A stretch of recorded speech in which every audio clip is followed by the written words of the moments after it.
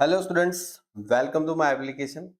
तो चलिए students start करते हैं क्वेश्चन नंबर 3। अब देखो यहाँ पर ये जो क्वेश्चन है उसमें क्या बोला गया कि विराट लिमिटेड जो है वो 1500 units of product Z produce करता है 31 मार्च 2019 तक। ठीक है, ओके।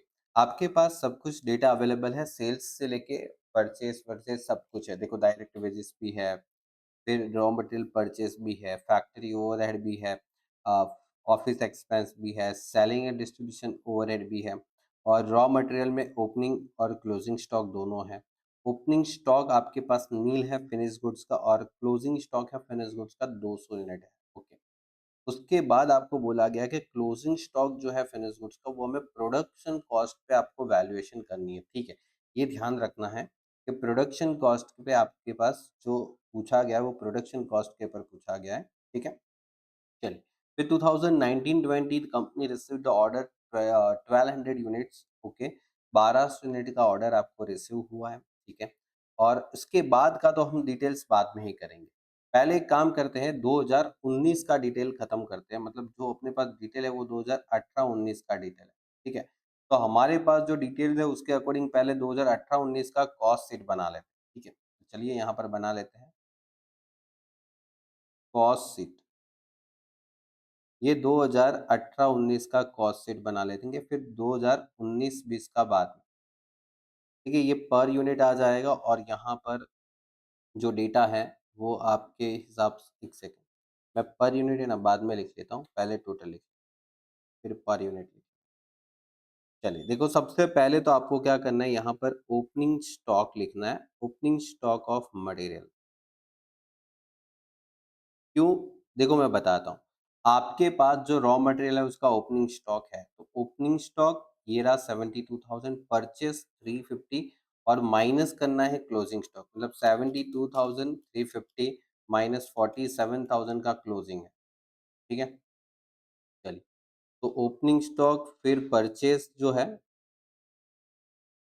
और माइनस करना है आपके पास closing stock of material.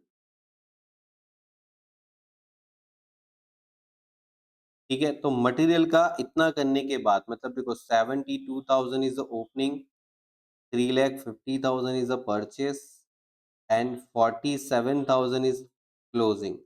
Minus करके प्लस करके जो भी आपके पास आंसर आ रहा है 375,000 आ रहा है, और ये हो गया मटेरियल कंज्यूम। मटेरियल कंज्यूम, और ये जो है ना वो हमारे पास जो डिटेल्स है वो 1500 यूनिट का डिटेल है, 1500 यूनिट हम मैन्युफैक्चर कर रहे हैं। तो आप क्या करोगे, 3,75,000 को 1500 यूनिट से डिवाइड करोगे ना, तो पर यूनिट 250 भी आपके पास मटेरियल आ जाएगा। फिर आपके पास यहाँ पर वेजिस है। कितना वेजिस है, देखो क्वेश्चन में वेजिस कितना है, तो वेजिस है 225 का, तो यहाँ पर 2,25,000 का वेजिस है। तो 225,000 डिवाइड बाई 1500 कर लो, 150 आपके पास यहाँ पर डिटेल्स आ गई। ठीक है, और इसको टोटल कर लो, क्योंकि अभी इसके बाद तो मेरे ख्याल से फैक्ट्री ओवरहेड है 1,20,000, जिसमें 60% वेरिएबल है। ठीक है, तो ये आपका यहाँ पर टोटल 6 लैक्स हो जाता है, और ये टोटल आपके पास 250 प्लस 150 मतलब 400 हो रहा है। ठीक है, और यहाँ पर उसके इसको बोलते हैं प्राइम कॉस्ट। क्या बोलेंगे? Prime cost. उसके बाद आपके पास फैक्ट्री ओवरहेड, उसमें वेरिएबल कितना है और फिक्स कितना है। टोटल है 1,20,000, जिसमें 60% जो है ना वो वेरिएबल था, मतलब 72,000 is your variable, and remaining 48,000 is fix. Okay, चलिए। उसके बाद आपके पास ऑफिस ओवरहेड है, वो ऑलवेज फिक्स है, कुछ नहीं बोला, फिक्स समझ लो। ठीक है, तो 45,000 ऑफिस ओवरहेड जो है फिक्स होगा। तो पहले इसको मैं टोटल करूंगा तो ये फैक्ट्री कॉस्ट आ जाएगा, फैक्ट्री कॉस्ट।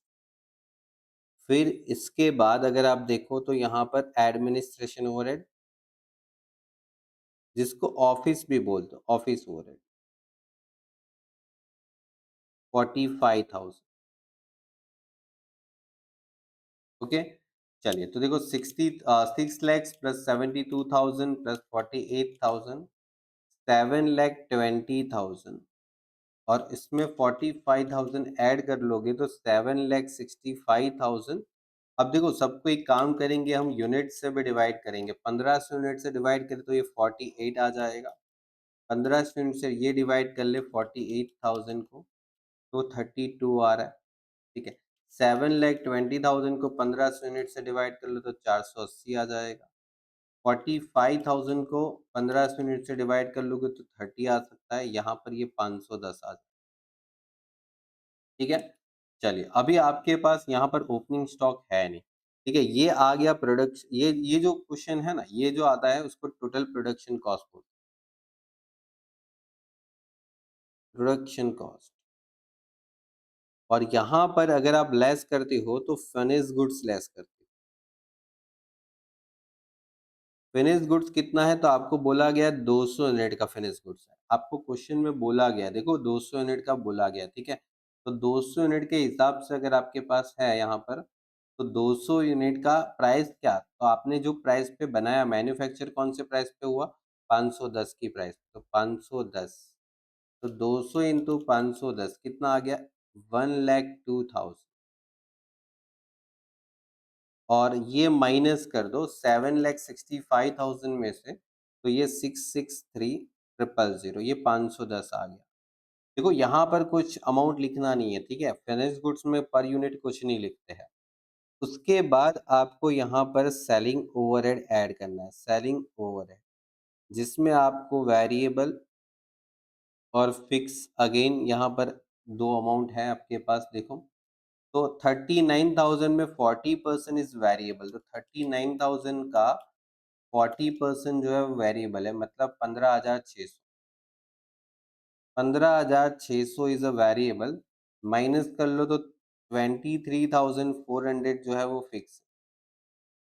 15,600 का 1500 से डिवाइड करोगे तो 10.4 आ जाएगा, और 23,400 को 1500 से डिवाइड करो तो 15.6 आता है। और क्या ये सही है, क्या ये सही है, बोले नहीं। क्यों, मेजोरिटी स्टूडेंट्स यहाँ पर यही गलती करते हैं जो मैंने यहाँ पर आपको बताया। क्यों, आप खुद थोड़ा सा आइडिया लगाओ कि आप लोगों ने जो प्रोडक्शन किया है ना वो 1500 का किया था स्टार्टिंग में, लेकिन यहाँ तक आपने बीच में 200 unit as a finish goods में रखा था। तो यहाँ पर ये गलत हो जाएगा कि अगर आपने 1500 से डिवाइड किया तो आपको 15,600 को 1300 से डिवाइड करना है, ध्यान रखना। क्यों, क्योंकि 200 यूनिट आपने अभी तक बेचे नहीं है। तो यहाँ पर आएगा ये 12 रुपए, और ये भी 23,400 को जब आप डिवाइड करोगे ना, तो 1300 से ही डिवाइड करोगे, तो 23,400 को 1300 से डिवाइड करोगे 18 रुपए। ठीक है, ये खास ध्यान रखना स्टूडेंट्स। मैं आपको बार बार बोल रहा हूँ, और हर क्वेश्चन में मैं खुद आपको बता रहा हूँ, गलती करके भी बता रहा हूँ कि ये गलती एग्जाम में नहीं होनी चाहिए। ठीक है, क्योंकि मेजोरिटी जब स्टूडेंट एग्जाम से निकलते हैं ना, कई बार तो मेरे को बोलते हैं। ठीक है, वैसे पिछले कुछ सालों से जो मैं वीडियो से प्रोवाइड कर रहा हूँ ना, वहाँ पर स्टूडेंट्स को बताया हूँ, गलती करके भी देखो ये गलती होती है। ठीक है, तो उससे काफ़ी कुछ इम्प्रूवमेंट हुआ है। स्टूडेंट्स को हमेशा एग्ज़ाम तक याद रहा, मतलब याद रहता है कि हाँ, ये गलती नहीं होनी चाहिए। ठीक है, चलिए तो ये आ गया टोटल कॉस्ट, और ये टोटल कॉस्ट में अपने को क्या ऐड कर देना है, प्रॉफिट। प्रॉफिट ऐड कर देना है। प्रॉफिट कितना ऐड करना है, तो देखो प्रॉफिट के लिए आपको क्वेश्चन में कहीं ना कहीं सेल्स दे रखा है। देखो 8,97,000, तो यहाँ पर हम लोग लिख लेंगे 8,97,000। ओके, 8,97,000 में से 7,02,000 लेस कर दो तो 1,95,000, और 1,95,000 को डिवाइड बाय 1300 करोगे तो 150 आता है, और 690 आपका टोटल यहाँ पर आता है। 8,97,000 को 1300 से डिवाइड कर लो, हो गया, ये अपना टोटल सेल्स आ गया। ठीक है, चलिए ये तो देखो पूरा एकदम सिंपल था आपके सामने। अब यहाँ पर देखो क्वेश्चन, मतलब जो नीचे जो बोला है उस पर ध्यान से पढ़ो। Raw material price will increase by 6% and wages will increase by 5% and new purchase material will be used for this order. Okay, मतलब आपके पास जो रॉ मटेरियल का प्राइस है वो 6% से बढ़ जाएगा और वेजेस का प्राइस जो है, वेजेस रेट जो है वो 5% से इंक्रीज हो जाएगा। कोई बात नहीं। अब देखो, जब भी वेजेस और मटेरियल में जब भी इंक्रीज होता है ना, तो इतना याद रखो कि वो हमेशा पर यूनिट वाला इंक्रीज ही होता है। मतलब ये 250 है तो 250 को 6% से अगर आप बढ़ा देते हो तो 265 ही होगा। ओके, और ये 150 है तो 150 को जब 5% से बढ़ा दोगे तो 157.5 ही होगा। और ये आप कितने यूनिट्स के लिए बना रहे हो? 1200 यूनिट्स के लिए आप प्रोडक्शन कर रहे हो, तो 1200 यूनिट्स। ओके, तो 265 इंटू 1200 अगर आप करते हो तो 3,18,000 आपके पास यहाँ पर टोटल अमाउंट आती है। ओके, और 157.5 इंटू 1200 1,18,000। ओके, और 3,18,000 5,07,000। और अगर आप इसको करते हो तो 422.5। ओके, चलिए, तो ये पहला पॉइंट हो गया। दूसरा पॉइंट, वेरिएबल फैक्टरी ओवरहेड जो है ना, वेरिएबल फैक्टरी ओवरहेड वो कैलकुलेट करना on the basis of the prime. वो प्राइम कॉस्ट पे बेसिस पे कैलकुलेट करना। ठीक है, अब ये कैसे करना है, चलिए देख लेंगे, कोई बात नहीं। उसके बाद आपको क्या बोला गया कि ऑफिस ओवरहेड जो है ना वो 9,000 से इंक्रीज हो जाएगा। देखो 9,000 से इंक्रीज होने वाला है। ठीक है, 9,000 से इंक्रीज होने वाला है। ठीक है, ये 9,000 से बढ़ जाएगा। ठीक है, चलिए तो देख लेते हैं। पहले तो वेरिएबल फैक्ट्री ओवरहेड जो है ना वो आपको क्या बोला गया कि प्राइम कॉस्ट के बेसिस पे आपको कैलकुलेट करना है। ओके, तो यहाँ पर देखो एक चीज समझो।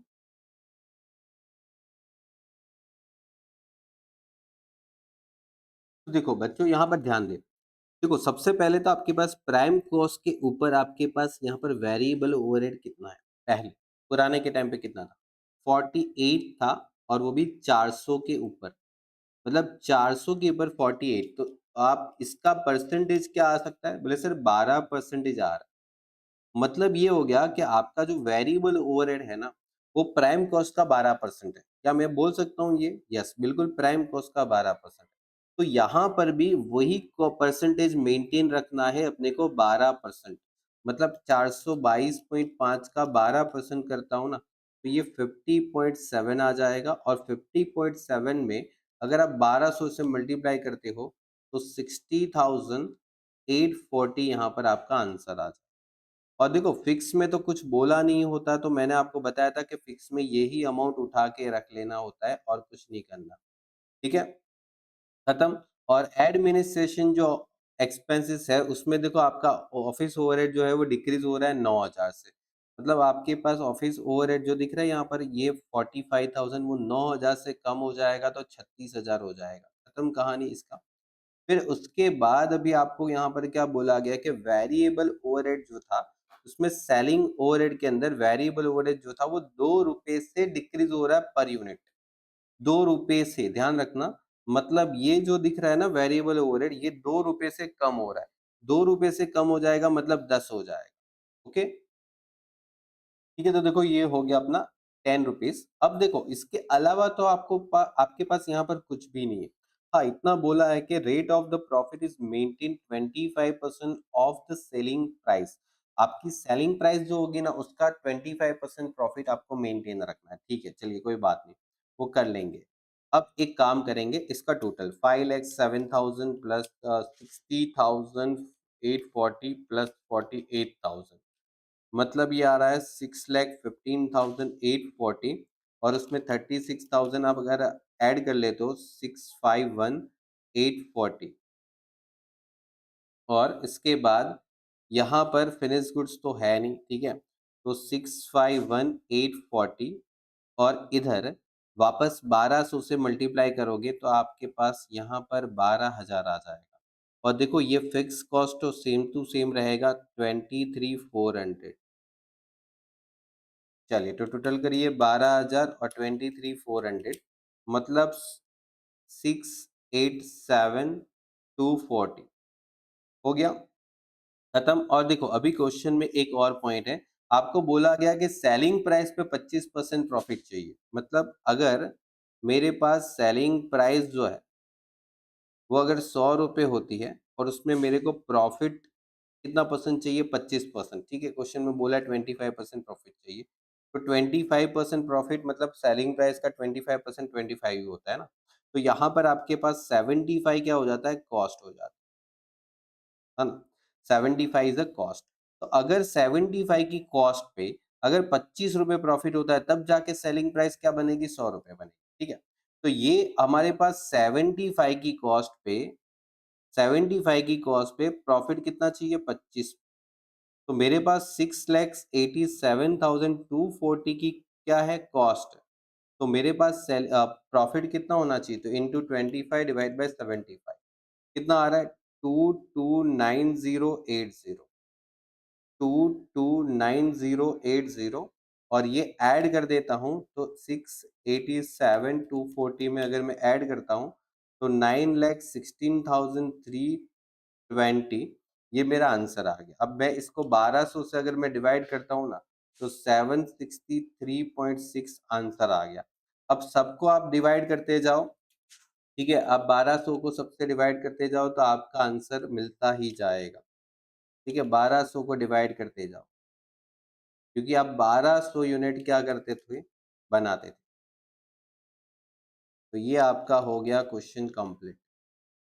543.2 ये डैश आ जाएगा यहाँ पर, 543.2 ये आपके पास 19.5 आ गया, 687,240 ये 572.7 आ गया, और ये 229080 190.9, ये अपना काम हो गया खत्म। ये आपको प्रॉफिट भी आ गया क्वेश्चन में और ये कंप्लीट भी हो गया, देख लो हो गया। देखो ये क्वेश्चन आपका यहाँ पर फिनिश हो जाता है, एकदम सिंपल सा क्वेश्चन है। आपको बस करना कुछ नहीं है, पहले एक अच्छे से स्टेटमेंट बना लो, उसके बाद दूसरे साल का स्टेटमेंट आपको जब पूछता है वो बना सकते हो। चलिए गुड बाय, मिलते हैं नेक्स्ट लेक्चर में, टेक केयर।